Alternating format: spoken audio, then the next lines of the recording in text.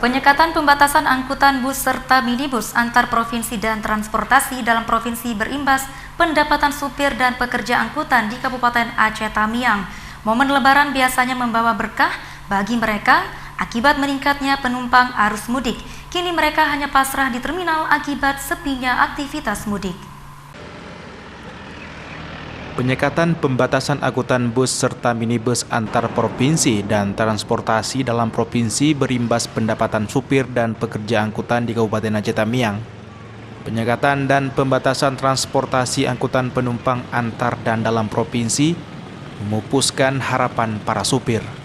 Tahun ini tidak ada arus mudik penumpang akibat adanya pembatasan mudik. Para supir hanya pasrah dan termenung di pos perwakilan bus masing-masing dalam terminal menatap bus dan minibus terparkir. Tidak ada hiruk pikuk penumpang dan lalu lalang bus yang biasanya membawa berkah bagi mereka. Ya itulah Pak, kita nggak tahu kan. Yang pertama dia bilang itu pembatasan masuk ke Aceh, keluar masuk. Ini yang sudah ada kapan lagi suratnya antar kabupaten dan berkota dalam provinsi Aceh. Jadi masyarakat ini bingung yang mana yang keputusan yang diambil. Ada edaran sama tangan Bapak atau ditempel di Itu terminal?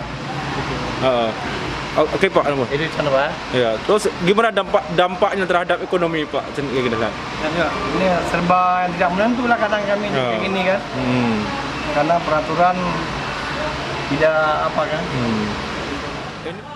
Para supir mengaku bingung memenuhi kebutuhan Lebaran dan tidak ada yang bisa dilakukan untuk menutupi kebutuhan hidup akibat penyekatan pembatasan mengangkut penumpang arus mudik. Menurut Husaini, pemerintah seharusnya memperhatikan nasib para supir akibat adanya penyekatan.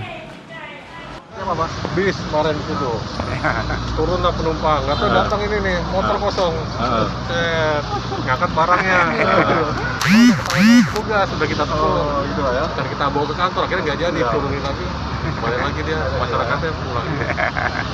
Itu modus-modusnya begitu. Ada yang terlantar sini kemana, ada fotonya itu. Pak, ada nggak angkutan umum yang bandel Pak? Kalau kita perhatikan? Nggak ada Pak ya? nggak ada, mereka ya kalau yang bandel ada pasti kan, coba-coba lah. Bus angkutan penumpang yang melanggar peraturan memaksa membawa penumpang akan diberi sanksi berat dengan pencabutan izin operasional. Pemantauan terus dilakukan sebagai upaya mencegah penyebaran COVID-19.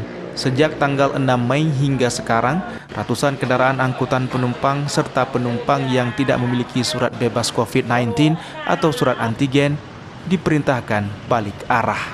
Dari Kabupaten Aceh Utara, Muhammad Jafar Yusuf iNews melaporkan.